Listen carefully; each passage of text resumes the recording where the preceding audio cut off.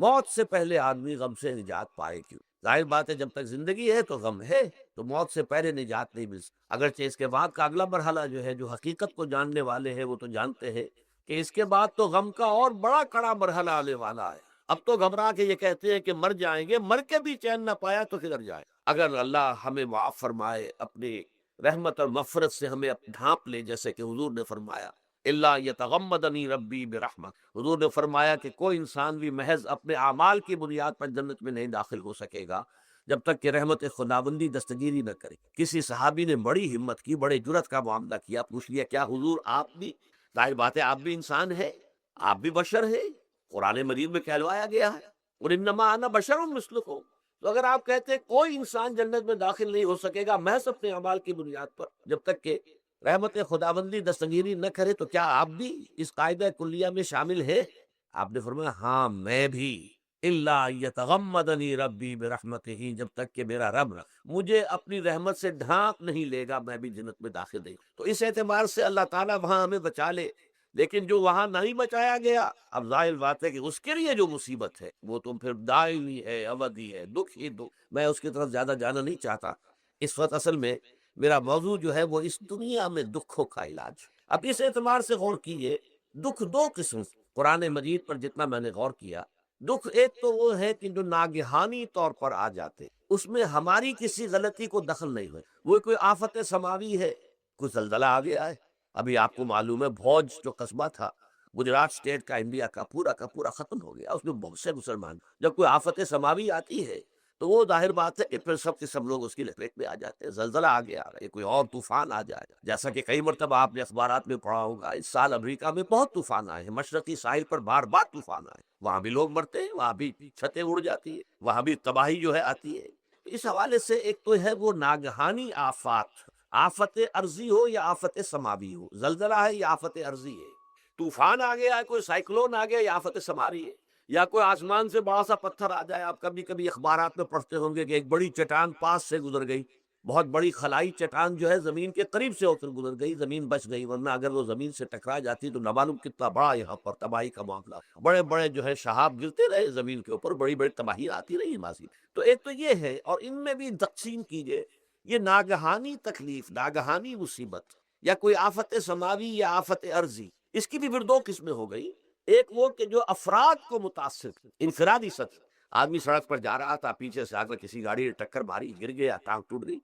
اب ظاہر بات ہے کہ اس میں اس کا کوئی قصور نہیں ہے، یہ اللہ تعالیٰ کی طرف سے بات آ گئی ہے۔ یا یہ کہ کوئی اگر اجتماعی سطح پر آیا، جیسا کہ زلزلہ ہے، یا جیسا کہ کوئی سائیکلون ہے، کوئی بڑا طوفان ہے، بہت بڑے فلڈز آ گئے ہیں۔ اس وقت بھی موزمبیق میں بہت بڑا فلڈ آیا ہوا ہے، ساؤتھ افریقہ میں، اور افریقہ میں اس پچھلے سال بھی بہت بڑا فلڈ آیا تھا، بڑی تباہی آئی آ رہا۔ تو یہ آفت سماوی، یہ ظاہر بات ہے کہ اجتماعی سطح پر آتی ہے، بڑی بڑی مقدار میں اور تعداد میں لوگ متاثر، لاکھوں لوگ بے گھر ہو جاتے ہیں، ہزاروں آدمی مارے جاتے ہیں۔ اس شکل جو ہے دکھ کی، جیسا کہ میں نے عرض کیا، وہ ناگہانی دکھ، کوئی آفت ارضی، کوئی آفت سماوی، خواہ وہ انفرادی ہو خواہ اجتماعی، اس کے ضمن میں کیا علاج ہے؟ ظاہر بات ہے کہ اس کا علاج یہ تو نہیں ہو سکتا کہ آپ اس کو ختم کریں۔ انگریزی کا ایک محاورہ ہے، what cannot be cured must be endured۔ جو چیز جو ہے جس کا علاج نہیں ہو سکتا وہ تو برداشت کرنی پڑے گی۔ بعض بیماریاں بھی ایسی ہیں، ڈائبٹیز ہو گئی ہے، شوگر کا مرض ہو گیا، ڈاکٹر آپ کو بتائے گا نہیں بھائی اب یہ مرض جائے گا نہیں، اب آپ کو اس مرض کے ساتھ ہی اپنے آپ کو ایڈجسٹ کر کے اپنی غذا وغیرہ اس کے مطابق طے کر لیجیے، ورنہ یہ کہ یہ نہ سمجھیے کہ یہ مرض چلا جائے گا۔ تو what cannot be cured must be endured۔ لہذا ان آفت سماوی و عرضی، چاہے وہ انفرادی سطح پر متاثر کرتی ہوں انسانوں کو، اور چاہے اجتماعی سطح پر، اس کا تو علاج ایک ہی ہے۔ عربی میں بھی ایک محاورہ یہ ہے کہ کسی نے پوچھا تھا کہ بچھو کے کاٹے کا کیا علاج ہے؟ البکاء الی الصباح، رات کو اگر کاٹا ہے کسی بچھو نے تو روزے رہو صبح تک، یہ علاج ہے، اس کا اور کوئی علاج ہے ہی نہیں۔ تو جو چیز لا علاج ہے اسے برداشت کر، گویا کہ یہاں جو اصل شے ہوگی کہ دنیاوی آفات، عرضی و سماوی آفات، ناگہانی آفات، ناگہانی مصیبتیں، ان کے ضمن میں ہمیں ایسی شے کی ضرورت ہے جو ہمارے اندر برداشت پیدا، اس کو جھیلنا آسان بنا، ہم اس کی وجہ سے بجھ کر نہ رہ جائیں، ہماری ہمتیں جواب نہ دے جائیں، ہمارا ارادہ ختم نہ ہو جائے، ہمارا حوصلہ پست نہ ہو جائے، بلکہ برداشت ہو، جھیلنا ہو، تحمل۔ ابھی بٹر صاحب کہہ رہے تھے اللہ تعالیٰ ذرا سا متحمل ہے، میں نے کہا یہ بہت غلط بات کہنا، اللہ بہت متحمل، وہ ذرا سا یوں سمجھیے کہ ان کے کہنے کے انداز میں یہ بات آ گئی ذرا سا رحیم بھی ہے، نہیں نہیں وہ بہت رحیم ہے، بہت متحمل ہے، بہت حلیم. لیکن یہ کہ ہمیں یہ جو آفات سماویہ اور ارضیہ ہیں جو ہمارے اوپر آ جاتی ہیں اللہ کی طرف سے، ان کے ضمن میں ذہنی ایک ایٹیچیوڈ پیدا ہو جائے، سوچ کا ایک خاص رخ بن جائے، انسان کے احساسات ایک خاص طرز پر ڈھل جائیں، تو پھر ان کو برداشت کرنا آسان ہے. اور وہ کیا ہے؟ وہ ہمارے ایمان کا لازمی. ایمان ہمیں یہ بتاتا ہے کہ کوئی مصیبت اس زمین میں آتی ہے نہ تمہاری جانوں پر آتی ہے بغیر اذن رب. جو کچھ آ رہا ہے اللہ تعالیٰ کے فیصلے سے آیا ہے.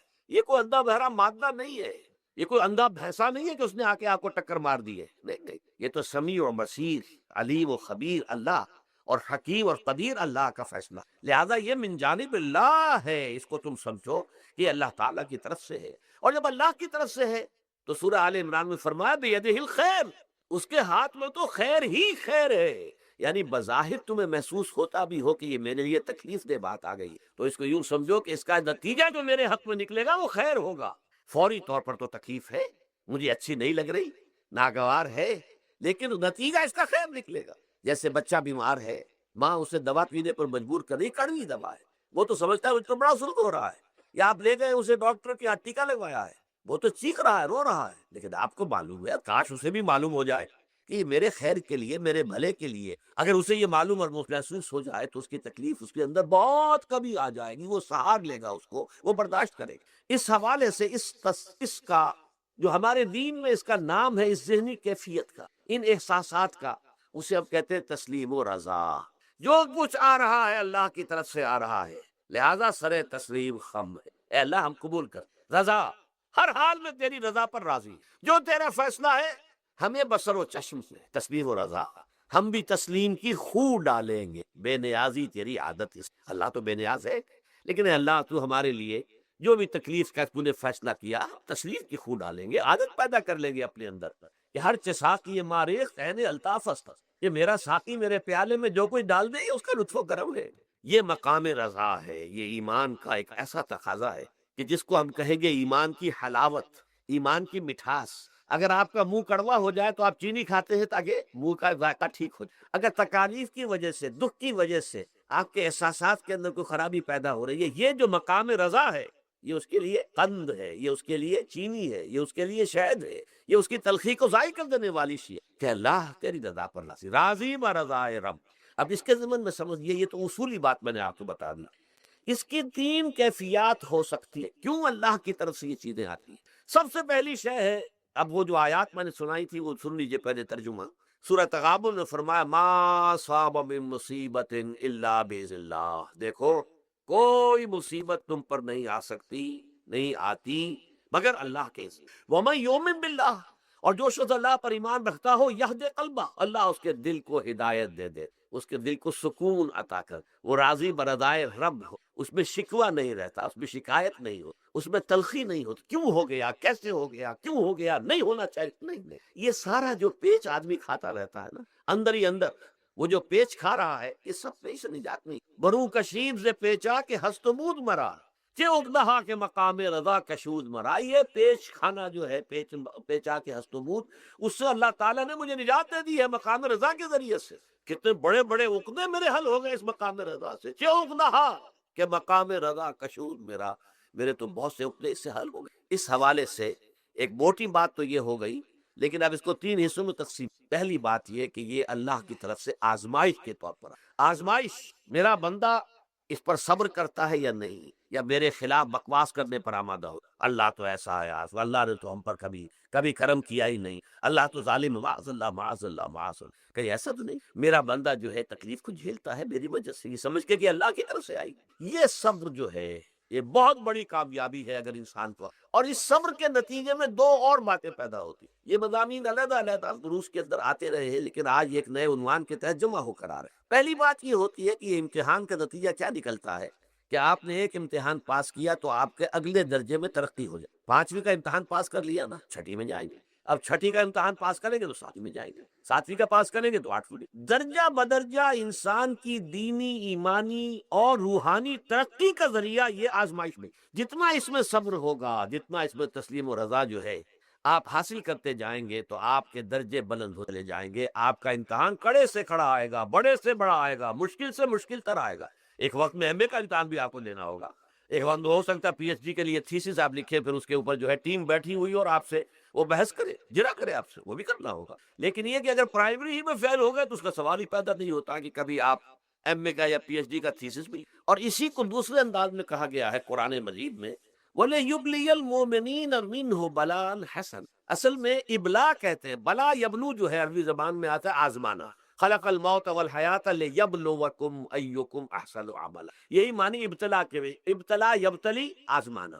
ابلا یبلی جو آتا ہے باب افعال سے، اس میں آتا ہے کسی کو کسی تکلیف میں ڈال کر اس کو نکھارنا، کہ اس کا جوہر نکھر جائے، اس کے اندر جو خیر ہے وہ اور چمک جائے، لوگوں کو بھی معلوم ہو جائے کہ یہ شخص اس مقام کا اہل ہے، اس کے اندر یہ صلاحیت ہے، اس میں یہ قوت موجود۔ تو یہ گویا کہ اہل ایمان کی صلاحیتوں کو نکھارنے کے لیے اور ان کے درجات کی ترقی کے لیے بھی اللہ تعالیٰ دنیا کے اندر یہ مصیبتیں اور امتحانات جو ہیں آزمائش کے حوالے سے افراد پر بھی، اجتماعی طور پر بھی، اور ایک اس کا اور بھی ہے، اہل ایمان پر اس طرح کے ابتلاء و آزمائش کی ایک نوعیت اور بھی ہے، اور وہ یہ ہے کہ جو بھی آپ سے غیر ارادی طور پر، یا یہ کہ آپ نے کوئی گناہ ارادی طور پر بھی کر لیا، اللہ تعالیٰ اس کی سزا اسی دنیا میں دے کر آخرت کی سزا سے محفوظ کر دیتا ہے۔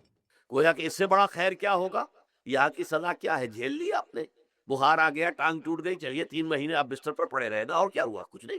لیکن یہ کہ آخرت کی سزا ملتی، بہت عظیم، لہذا کفارہ بناتا ہے اللہ تعالیٰ۔ ان جو بھی گناہ ہو گئے ہیں، غلطیاں ہو گئی ہیں، ان کا کفارہ اللہ تعالیٰ بندہ مومن کے لیے، حضور کی ایک حدیث ہے، اس کا متن مجھے اس وقت یاد نہیں ہے، کہ مومن کا معاملہ عجیب ہے، اسے کوئی تکلیف پہنچتی ہے صبر کرتا ہے، وہ اس کے گناہوں کا کفارہ بن جاتا ہے، اور اگر کوئی خوبی ملتی ہے اس پر اللہ تعالیٰ کا شکر ادا کرتا ہے، اس کے درجات بلند ہو جاتے ہیں۔ تو یہ معاملہ جو ہے اللہ تعالیٰ کی طرف سے بندہ مومن کے حق میں خیر، کہ در حقیقت اس کے ان گناہوں کی پاداش کہ جو اس نے یہاں کر لیے ہیں، یہی دنیا میں دے کر دھو دیا جائے، پاک کر دیا جائے۔